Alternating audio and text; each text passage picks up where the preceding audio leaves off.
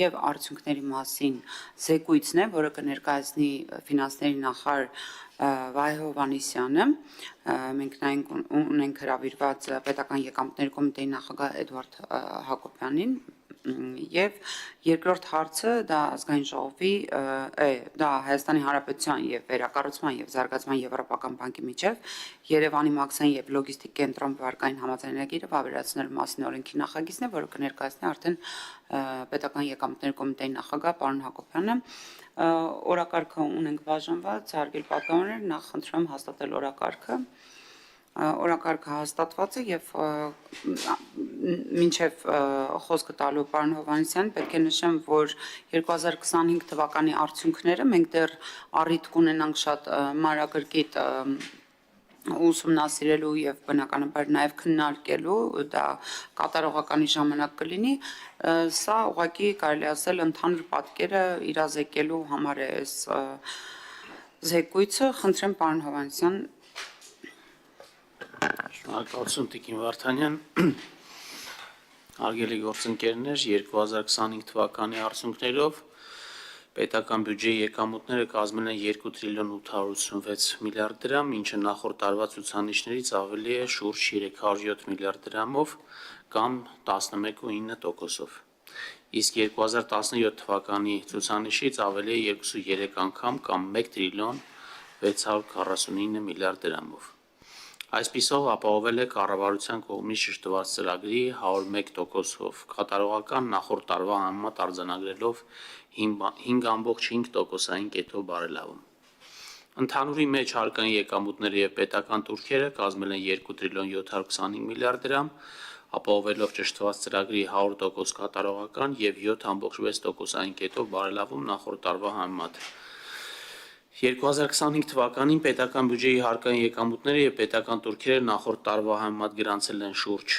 14% աճ կամ հավելյալ 334 միլիարդ դրամ, իսկ 17 թվականի համեմատ գրանցել են շուրջ 2.4 անգամ աճ կամ հավելյալ 1 տրիլիոն 567 միլիարդ դրամի եկամուտ։ Պետական բյուջեի ծախսերը 25 թվականին կազմել են 3 տրիլիոն 305 միլիարդ դրամ, 24 թվականի համեմատ աճելով 11.8%-ով կամ 350 միլիարդ դրամով, իսկ 2017 թվականի համեմատ աճելով շուրջ 2.2 անգամ կամ 1 տրիլիոն 800 միլիարդ դրամով։ Ծախսերի կատարողականը ճշտված ծրագրի նկատմամբ կազմել է 95.8%, նախորդ տարվա համեմատ բարելավելով եւս բարելավում ունենալով շուրջ 2%-ային կետով։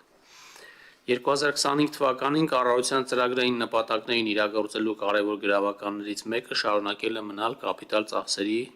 զգալի աճը։ Նախորդ տարվա համեմատ կապիտալ ծախսերը ավելացել են 144.8 միլիարդ դրամով կամ 26%-ով, կազմելով ավելի քան 702 միլիարդ դրամ։ Իսկ 2017 թվականի համեմատ ծախսերը ավելացել են 464 միլիարդ դրամով կամ ավելի քան 2.9 անգամ։ 2025 թվականին կապիտալ ծախսերի կատարողականը ճշտված ծրագրի նկատմամբ կազմել է 89.6%, նախորդ տարվա համեմատ բարելավելով 4.9%-ային կետով։ Հաշվետու տարում շարունակել են աճել տնտեսական եւ սոցիալական ոլորտներում կատարված կապիտալ ծախսերը, կազմելով շուրջ 255 միլիարդ դրամ 2024 թվականի նկատմամբ արձանագրելով արդեն 35% աճ։ Իսկ համայնքային ներդրումային ծրագրերի համաֆինանսավորման նպատակով հատկացված սուբվենցիաների ներառմամբ շուրջ 293 միլիարդ դրամ 24 թվականի նկատմամբ արձանագրելով 31.6% աճ։ Վերջին տարիներին արձանագրված բարձր աճի արդյունքում տնտեսական եւ սոցիալական ոլորտներում 2025 թվականի ընթացքում կապիտալ ծախսերի մակարդակը ներառյալ սուբվենցիաների մասը 2018 թվականի համեմատ ավելի քան եռապատկվել է, ավելացել է 3.5 անգամ, իսկ 17 թվականի համեմատ ավելացել է 2.9 անգամ։ Նաև թույլ տվեք տեղեկություն տրամադրել նաև պարտքի վերաբերյալ։ Պարտքը հարաբերակցությունը կազմում է այս տարվա արդյունքներով 47.3%, պահպանելով հարկաբյուջետային կանոններով թիրախավորվող 50%-ից ցածր մակարդակը եւ նվազել է նախորդ տարվա համեմատ 0.7%-ային կետով։ 2025 թվականի ընթացքում ներքին փոխառու միջոցների հաշվին պետական բյուջեի պակասորդի զուտ ֆինանսավորումը կազմել է 297 միլիարդ դրամ կամ փոխառու միջոցներով ֆինանսավորման 67.7%-ը։ Սրա հետևանքով 25 թվականի տարեվերջի դրությամբ դրամով արտահայտված պարտքի կշիռը կազմել է 52.9%, նախորդ տարվա նույն ժամանակահատվածի համեմատությամբ աճելով 2.2%-ով։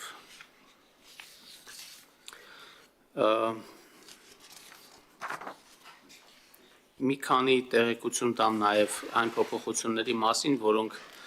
տեղի ունեցել հանրային ֆինանսների կառավարման ոլորտում։ Միջնաժամկետ ծախսային ծրագրի եւ բյուջետային գործընթացներում ներդրվել են բյուջետային ծախսերի առաջնահերթությունների որոշման եւ ըստ առաջնահերթությունների ծրագրերի դասակարգման չափորոշիչները, ինչպես նաեւ բազային բյուջեի գործիքակազմը։ Միջնաժամկետ ծախսային ծրագրի փաստաթղթում թարմացվել են մակրոտնտեսական հարկաբյուջետային եւ ծախսային շրջանակները, տեղեկատվությունը ներկայացվել է մակրոտնտեսական եւ հարկաբյուջետային շրջանակները 5-ամյա կտրվածքով, իսկ բյուջետային ծախսային ծրագրերը եռամյա կտրվածքով ուղերձի առանձին հավելվածով։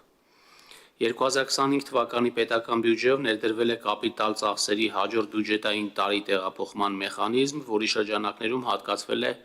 13.9 միլիարդ դրամ 24 թվականին ստանձնած, սակայն չիրացված պայմանագրային պարտավորությունների ֆինանսավորման նպատակով։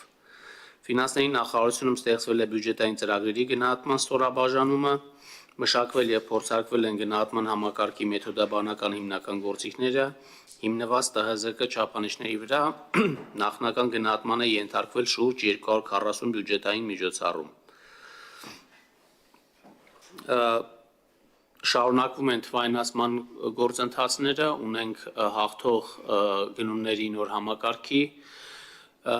ներդրման հետ կապված պայմանագիրը ստորագրվել է արդեն այս տարի եւ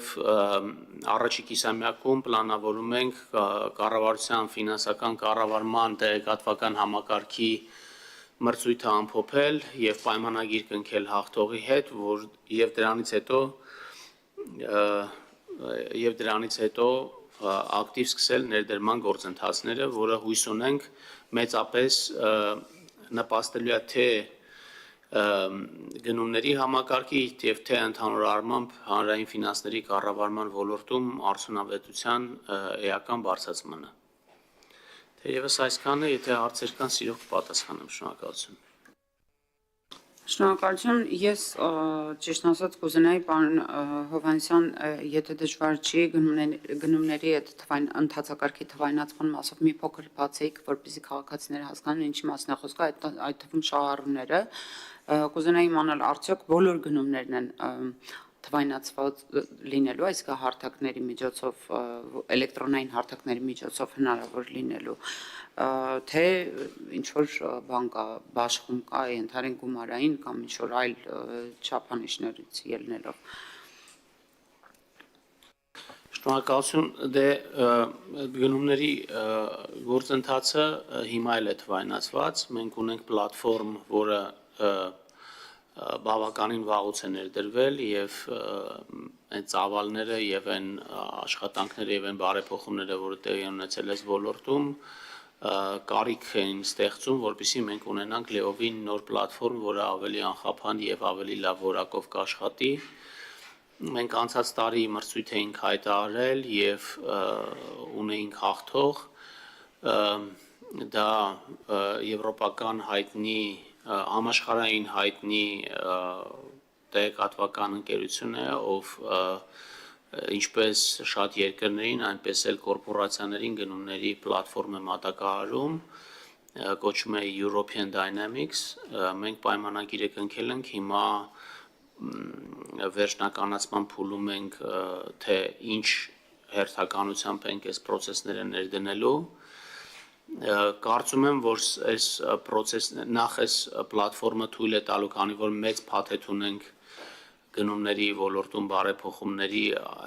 այս պլատֆորմը հնարավորություն կտա սպասարկել այդ փոփոխությունները նախ եւ առաջ, հետո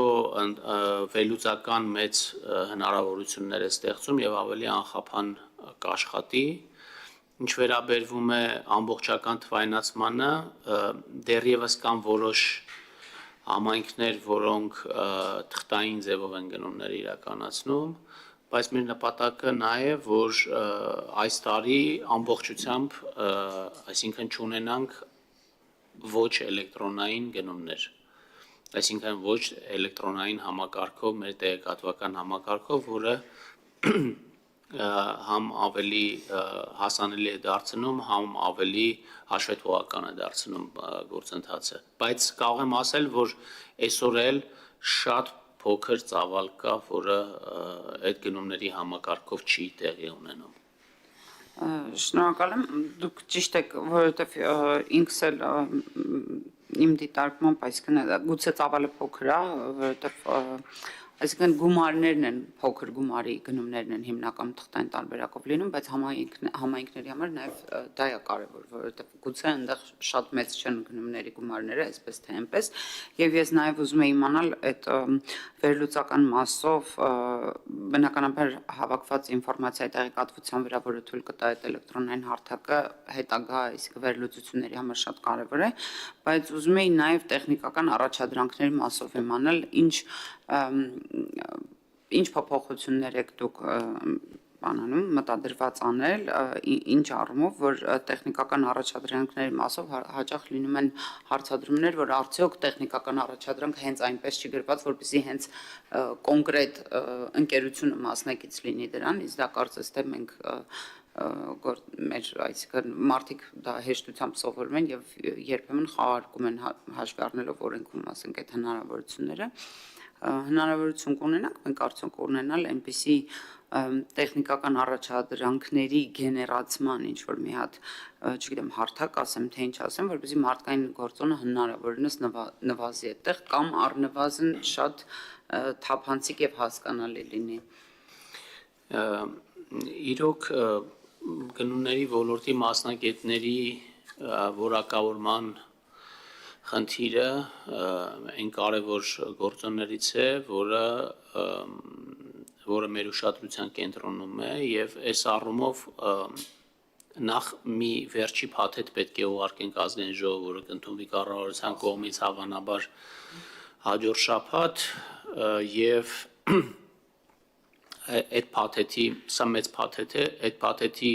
քննարկման շրջանակներում գուցե կարող ենք անդրադառնալ, բայց ընդհանուր առմամբ ասեմ, որ ֆինանսների նախարարությունը այդ փոփոխություններով ստանձնելու է ավելի մեծ խորհրդատվական գործառույթ, այսինքն ունենալու ենք առանձին թիմ, որը բոլոր պետական մարմիններին աջակցելու է իրենց գնումների գործընթացում եւ նաեւ այս տեղեկատվական համակարգերի ներդրումը մեծապես նվազեցնելու է այս ուղղությամբ աշխատատարությունը եւ կարող ենք ասել, որ այդ պակասը, որ ունեն գնումների մասնագետների, այս առումով մեծապես լրացվելու է, հույս ունենք, որ շատ արագ կկարողանանք այս նոր համակարգը ընթացքի մեջ դնել, որը պլանավորվում է իրականացնել 2027 թվականի հունվարի 1-ից։ Շնորհակալություն եւ մի վերջին ճիշտ ասած հարցը, եթե հիշողությունից ինձ չի դավաճանում, էլի, եթե ճիշտ եմ հասկանում, մենք պարտ գնահարաբերակցության ակնկալիքը 25 թվականի համար մեզ մոտ այլ էր, ինչը շատ ավելի կարծում եմ դրական է եղել արդյունքը, քան մենք ակնկալում ենք, այս մասով կուզենայի նաեւ, որովհետեւ շատ է շահարկվում պետական պարտքի ընդհանրապես թեման շատ է շահարկվում, ես կուզենայի այս մասով մի փոքր բացեիք եւ երևի թե այսքանով ես իմ հարցերը կամփոփեմ, շնորհակալ եմ։ Մեր բյուջեով պլանավորված էր, այսինքն պլանավորված կանխատեսումներ, այսինքն կանխատեսումների համաձայն պարտքը պետքա բարձր լիներ 50%-ից 2025 թվականի ավարտին, մենք ունենք ոչ միայն 50%-ից ցածր, այլ նաև նախորդ տարվա նույն ցուցանիշից ցածր 0.7%-ային կետով, սա պայմանավորված է երկու հանգամանքով։ Առաջինը հնայի առաջացիկ աճն է, որը մեր պլանավորվածից ավել է եղել շուրջ 2%-ային կետով, եւ նաեւ հարկերի հավաքագրումը, որը մեր կանխատեսածից ավել է եղել, եւ որովհետեւ տարվա կեսին մենք հասկացանք, որ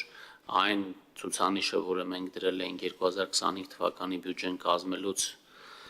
ելնելով 24 թվականի հարկերի ցուցանիշներից հնարավոր չի լինի ապահովել, սակայն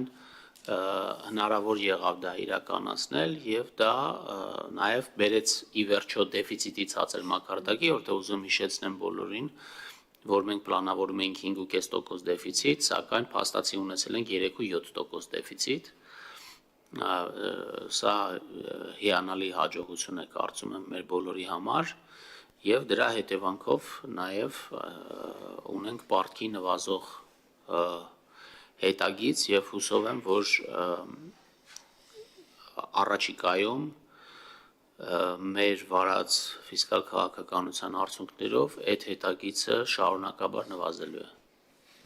Շնորհակալություն, պարոն Հակոբյան, դուք հարց ունեք, եթե նախագահ, պետնախագահ որևէ ավելացնելու բան ցանկություն ունի ավելացնելու, եթե չէ, անցնենք հաջորդ հարցին, պարոն Հակոբյան, ինչ կասեք, ուզում եք։ Եթե թույլ կտակ երկու դիտարկում վարչարության հետ կապված ասեմ, քանի որ այդ ինչ-որ ֆինանսների նախարարը նշեց, նույնիսկ թվերն է կարող եմ հնչեցնել, մենք տարվա ընթացքում, եթե կհիշեք կանխատեսումները մոտ այն ինչ-որ փաստացի ունեցել ենք 2 տրիլիոն 725, դրանից 60 միլիարդի կարգի տարվա կեսին էր ավելի ցածր սպասվում, հաջորդ կանխատեսումը, որը բյուջեի ժամանակ էր եղել մոտ 30-35 միլիարդի կարգի էր եւ ըստ էության փաստացի ստացվեց, որ նույնիսկ դա էլ գերազանցեցինք եւ հարկերը նայի բարելավման տեսանկյունից, որը նշեց շուրջ 6%-ային կետ, մենք նաեւ ունենք գնահատականներ եւ այդ գնահատականները ցույց են տալիս, որ վարչարության ջանքը այդ հարկերը նայի բարելավման մեջ եղել է մոտ 0.3-0.4